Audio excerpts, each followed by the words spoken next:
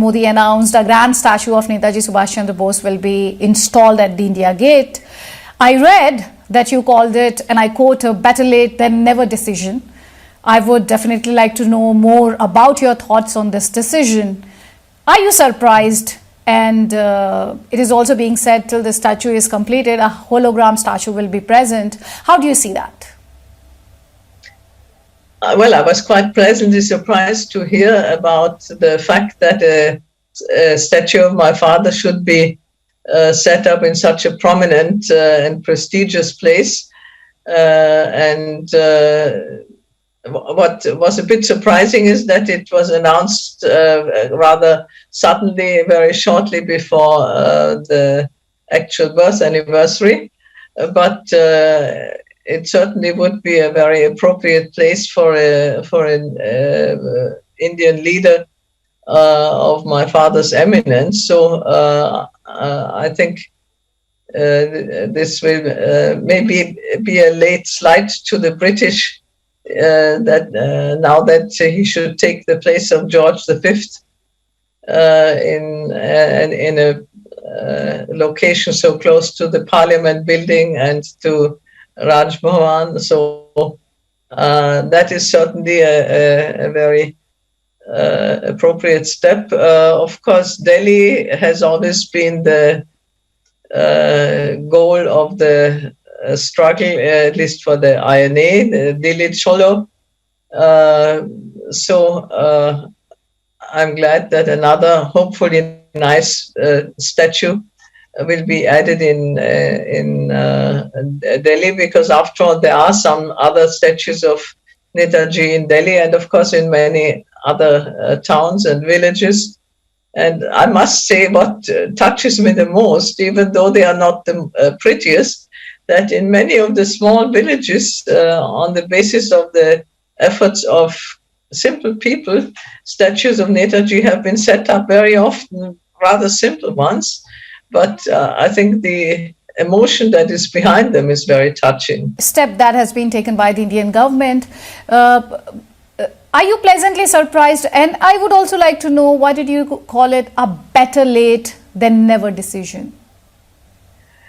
Well, that's I could answer that in a twofold manner. One is, of course, that there has been talk about honoring Netaji through some memorial for a long time, and this might be one part of a memorial.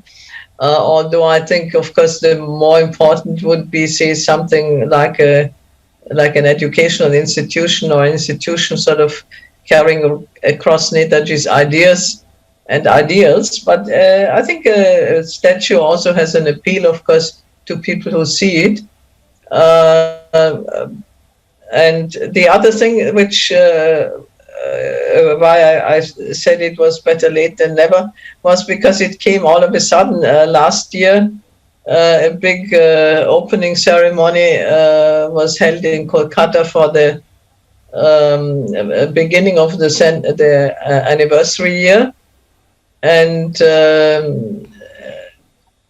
plans were sort of outlined, or not even outlined yet. There was talk about a series of events to honor Netaji, and a big committee was set up, and I jokingly call it the non-existing committee because I'm a member of that, but it has never met, and at least as far as I know, it has never done anything, and so it was kind of surprising that at the end of the year the decision was made by the Prime Minister and his advisors, most likely, to set up the statue of Netaji. And evidently the statue could not be made that quickly. And I understand that he will sort of unveil, if one can unveil a hologram tomorrow, and sort of ceremonially inaugurate the monument, so to say. Would you like to tell us more about the committee that you mentioned that never met? Did you try to reach out to the people responsible for that? And why do you think the meetings weren't called? What could be the reason? Well, Were you told reason, anything? of course, might be the present situation that with a number of things happening, Corona just being one of them. Of course, the people who are still active are busy and have more pressing tasks than organizing a series of events. But you might also surmise that the opening ceremony had a certain connection with the upcoming elections last year. And if you look at the venue, then you might say Bengal was considered a potentially important battleground. And Netaji, being one of the favorite sons of Bengal, was of course a figure to rally people around. And once the elections were over, somehow the issue of the birth anniversary became less important. But I really don't know. Maybe the committee was also too big to ever get to work, because I think there were about 60 or 80 members of the committee, and that certainly is a size where you have to sort of organize very well if they should do, or many of them should do something. But what also sort of came to mind is this, as you are aware, Bengal offered to make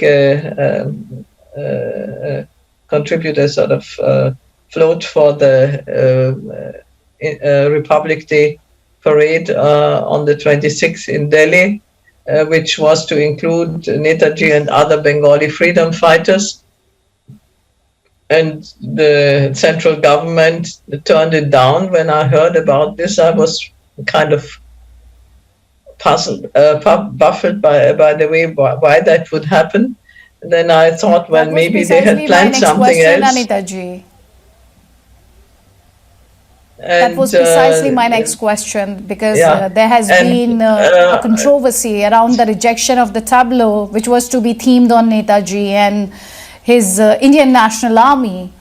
CM Banerjee, Mamata Banerjee has said that it hurts the dignity of this state, and she's kind of shocked. How do you see this? What's your take on this? Well, I'm not shocked, I would say, but I'm somewhat surprised.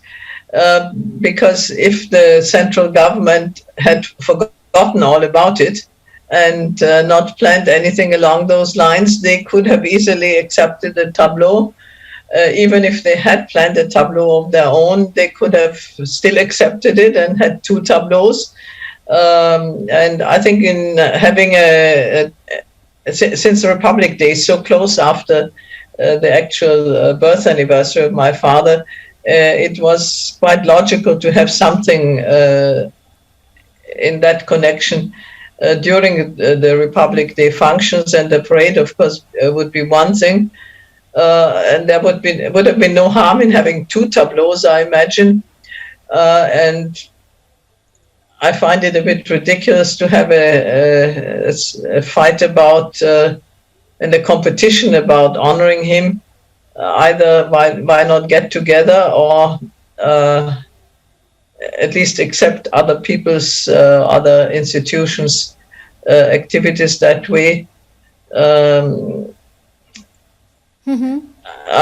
It's my opinion, if you cannot cooperate in such an effort, then okay, then compete. But in a way, the reaction was a bit ridiculous. So according to you, what would be a satisfactory manner to put an end to the controversy with regards to the tableau? Well, either accept the Bengali tableau or have two tableaus and get it done. But I heard somewhere that the chief minister wanted to, in case the tableau was not accepted, wanted to include the tableau, the Bengali tableau, in the Kolkata parade. But still, I think having both tableaus might be the best thing. If the central government tableau existed at all, or maybe it was just sort of invented at the last minute because the Bengalis had offered the tableau. Yeah, these are all sort of ceremonial matters. What I find far more important is that Netaji's ideas and ideals should continue to be upheld in India. Of course, they weren't always upheld, one has to say. And I always mention 2 or 3 aspects which trouble me the most. One is the communal rivalries and disputes, which take a very militant fashion very often even. And that certainly was not in Netaji's spirit at all, even though he was a devout Hindu. He was not a Hindu who sort of would go about attacking other people for their other religion, or would go and kill somebody because he was a member of another religion. And I think India has a very sad tradition, starting from the partition to the wars with Pakistan, to many violent incidents. If you remember the assassination of Indira Gandhi and the after effects when people would attack Sikhs who had nothing to do with the assassination at all, and kill them, and neighbors would go after neighbors. And that certainly is not in the spirit of Netaji. I mean, the INA was formed along totally different lines. And the Who would you blame second one, the second one which grieves me very much is, of course, as a woman, which maybe you can commiserate with me, the fact that India has a very poor record on the treatment of women. First, I mean, gender equality is a problem throughout the world.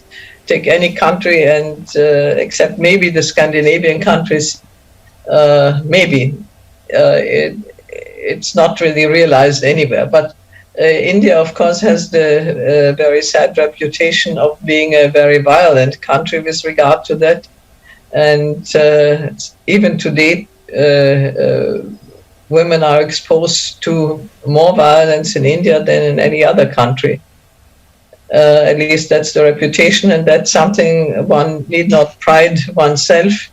I think claiming to be the largest democracy is certainly a more positive aspect, and I think Netaji would have been happy about that. Anita ji, you have always maintained that Netaji's legacy continues to be exploited for political gains. The points that you made so far, do you think it still continues to be the same, or do you see a change? It always will be, because that's in the nature of politics and politicians, that they have to seek and grab opportunities to come across with the electorate. And maybe you might say in a democracy it's more so than in a totalitarian system, where leaders don't really bother too much about what the population thinks and what they do. But I mean, if you have to win elections, you have to reach across to the electorate, and of course, using events connected with a charismatic leader certainly are opportunities that you would not want to forego as a politician. And I don't blame any politician for doing that. I mean, I'm a politician in a very minor way, but I'm also aware of that fact that you have to be seen and you have to be heard. And if you have a reason sort of to reach across others, you will do it. And in essence, there's nothing wrong in that. I think what I do not like very much if his personality, his image is sort of hijacked for purposes which certainly do not coincide with his with the values that he has espoused. And I mean, and this is not without criticism. Don't get me wrong in that sense. It's not that I feel that my father was a person who was totally without any reason to criticize this or that. Anyone will have to do things which are not always maybe what he would like to do or what others would like him to do. So he is criticized, for example, for having sided with fascist Germany and fascist Japan. But tell me, historically speaking, was there an alternative? There were no countries that would support any other country against Britain. But these three, Germany, Italy, and Japan, and they certainly were regimes with a very undesirable ideology. And you might say it was sort of a pact with the devil that he had to undergo.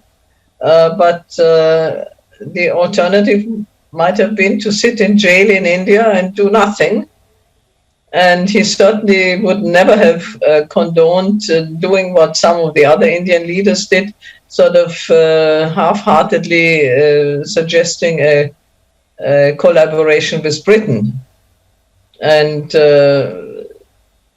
so you might find fault with some things, but I think the positive aspects of a leader that outweigh that, of course, would be a way to reach the public. And if you look at the great affection that Netaji still commands amongst his countrymen and countrywomen, this is quite amazing. And how could a politician forego trying to exploit that?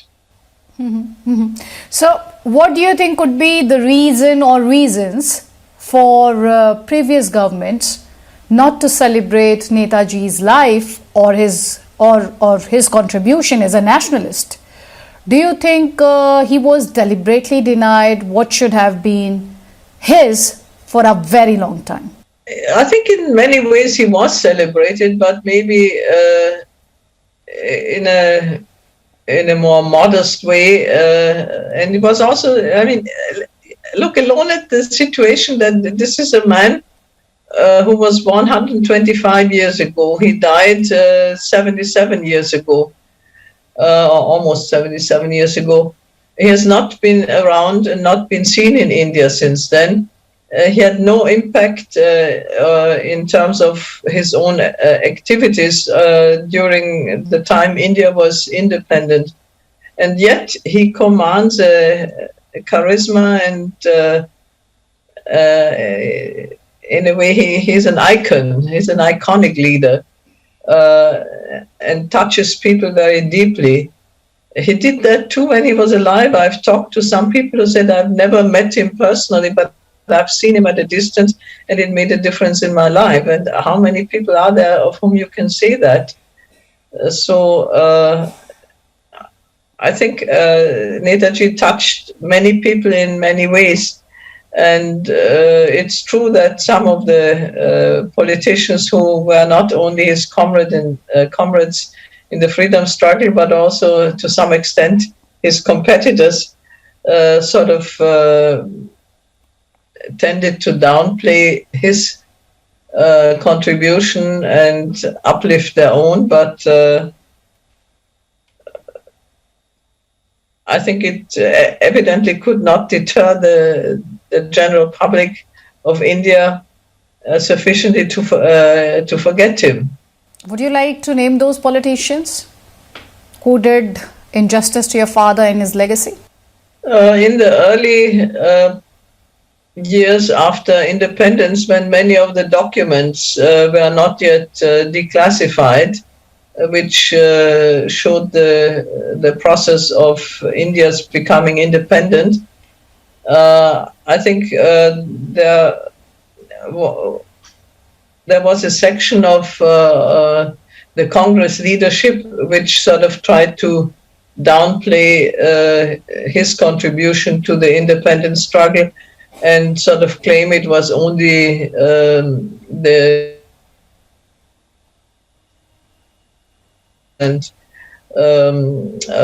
struggle for independence which led to independence. And of course, once the documents became declassified, it became quite evident that it was, to a large extent, also the publicity about the INA activities, which led to the disaffection of the Navy and the Army, and that the British could no longer depend on the British Indian Army to uphold their control of India.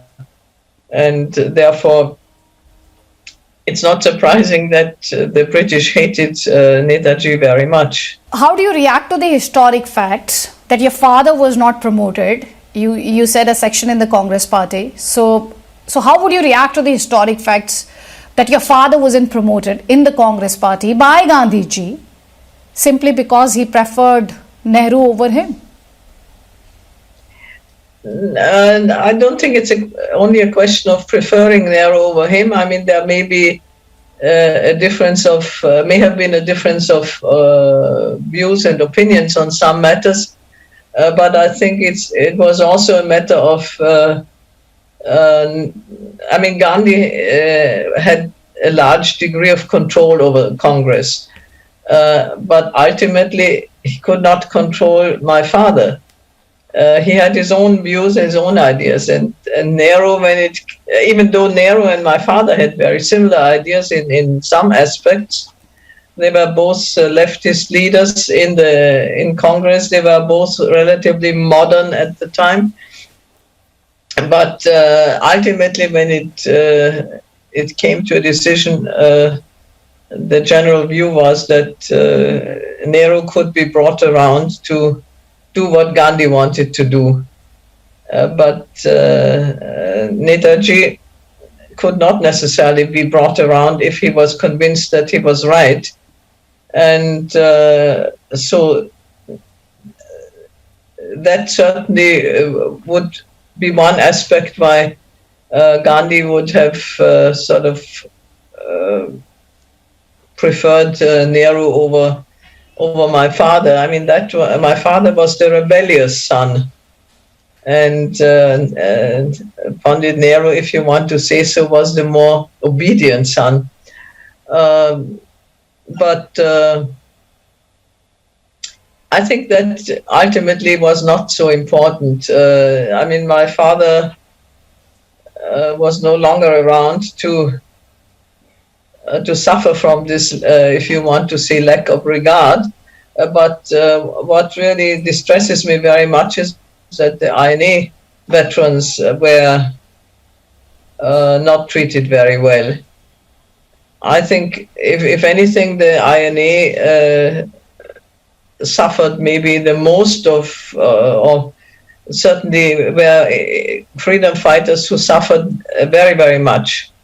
And it took a long time till they were even recognized as freedom fighters, till they got any benefits. And compared to other freedom fighters, or if you want to say the British Indian Army, they got a rough deal. And some of them were not just sort of managing. I mean, some did, but there were many who were really in utter poverty.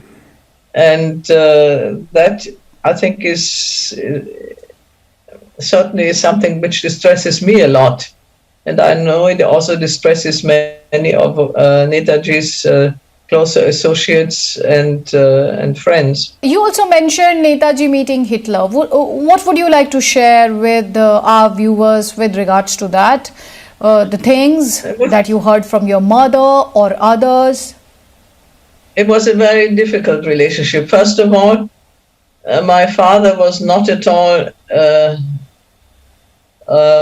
friendly disposed towards the Nazi regime, but since the Soviet Union turned down in 1941 to help India and just allowed him to pass through the Soviet Union on his way to Germany, it was one country which, from their own interest point of view, was opposing the British at the time.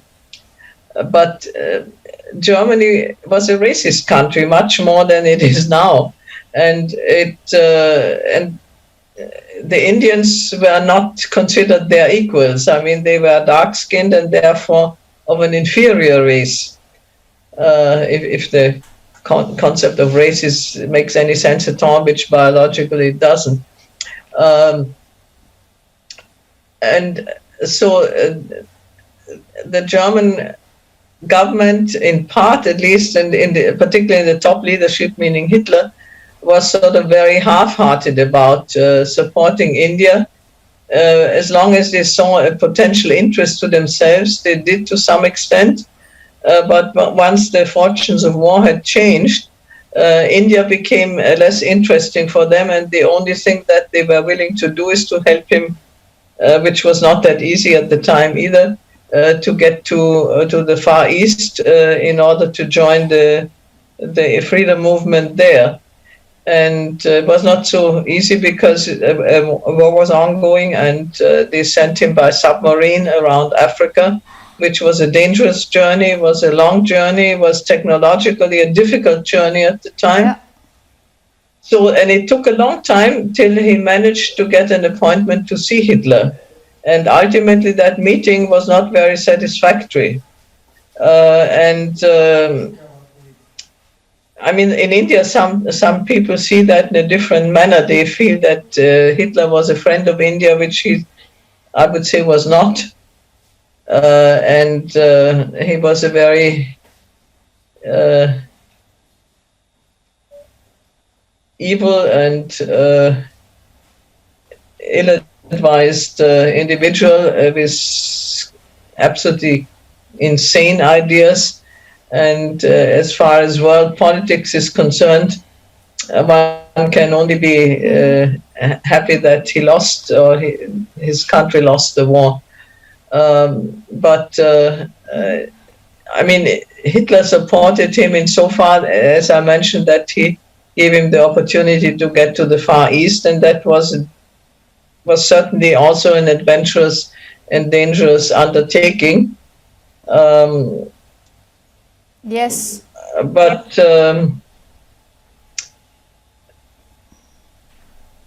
ultimately, Netaji was forced to get the support of people whose values he certainly did not share, and he was quite upset about things, even though he too may not have known what all had been going on during the Second World War in terms of the treatment of Jews, of Sinti and Roma, and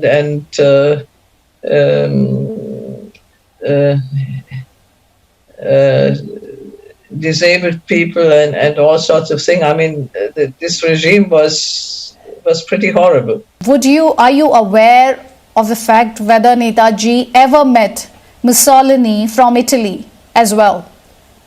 Oh yeah, he met Mussolini. But did he ever meet? Yeah, he met Mussolini, I think 2 or 3 times, quite early, already in 1935, when he returned from India to Europe after his father died. He had just published his book, The Indian Struggle, and he got an opportunity to meet Mussolini and gave him a copy of his book. And then he saw him again, I think in 1941, when the Germans were sort of dilly-dallying around. He went to Italy and I think during that period he met Mussolini also. The Italians were more friendly disposed towards India's interest, but they didn't do anything against or without the Germans' consent. And that's why ultimately the Italians couldn't help the Indian independence struggle all that much either, because there was an ongoing argument about the so-called India resolution, which my father wanted to have signed by Germany and by Japan and by Italy, meaning a resolution committing themselves to India's independence after the end of the war. And Hitler didn't care for that. In a way, he took the position that Indians were much better off under the rule of the white man, Britain, than without, and things like that. And Mussolini also did not want to go ahead and sign this resolution without the German support, because Italy was to some extent also dependent on Germany. So even though basically there was a more friendly attitude, it didn't bring across an awful lot of action in that respect either. Okay. So how are your relations now with other members of Netaji's family? Is it all sorted now, like a big happy family, or are there still differences?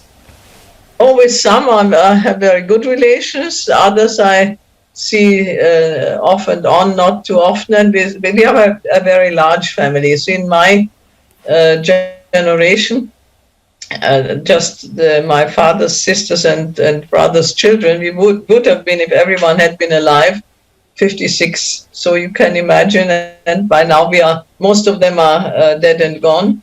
I'm one of the youngest, and so there are not too many of my generation left in the Bose family. And I have had very close relations to some of them, and more distant ones to others. And as in some families, in other large families, you have some who are close. For example, my father and his brother Sharon were unusually close. And and then of course, there are a couple of them whom I've never met. My last question to you is, would you like to share more about Netaji's alleged disappearance, or what sort of fate he met? Because the real truth never came out. What happened, why it happened? I can tell you my opinion, and that is quite clear. I'm convinced that he died as a consequence of the plane crash in what is now Taipei, in Taiwan, on the 18th of August 1945. There is fairly good evidence of that. It's not watertight, but you can't expect that under the circumstances. You have to consider he died on the 18th of August. Around the 15th, Japan capitulated.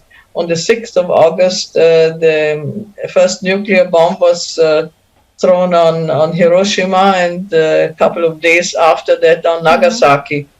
The Tenno, the Japanese emperor, spoke to his people for the first time on, I think it was on the 15th of August, on radio, which was an unheard of thing, announcing the capitulation. And this was a traumatic situation in Japan.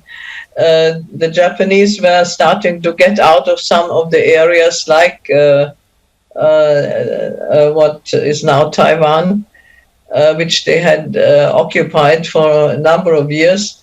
And so everything was in upheaval at the time. And at a time like that, you don't sort of pay attention to documenting everything and providing evidence for the future. You just have other things to worry about. And so I think some people make a big issue about minor discrepancies, but if you look at all the alternative stories, the events around that are reasonably well documented. For one thing, there were a number of eyewitnesses. Of course, most of them have passed away, all of them, and so this is a rather well documented story. Of course, many of these things were kept under were considered confidential documents and were not published for a long time. That's why some of the facts only came out later on. But the British, the Americans, and others had sort of investigated this right away. I mean, the British were most keen to know whether he really was killed because it was not unimportant for them. And so all the other stories are sort of a conglomerate of hearsay things, and I mean stuff like this Gumnami Baba thing. They're crazy, and besides that, they are an insult to Netaji. Okay, Anita ji, thank you so much for your time. I really enjoyed our conversation and your insights and into Netaji's life and what sort of India he envisioned and what sort of India he wanted to see. Thank you so much, Anita ji. Nice talking to you.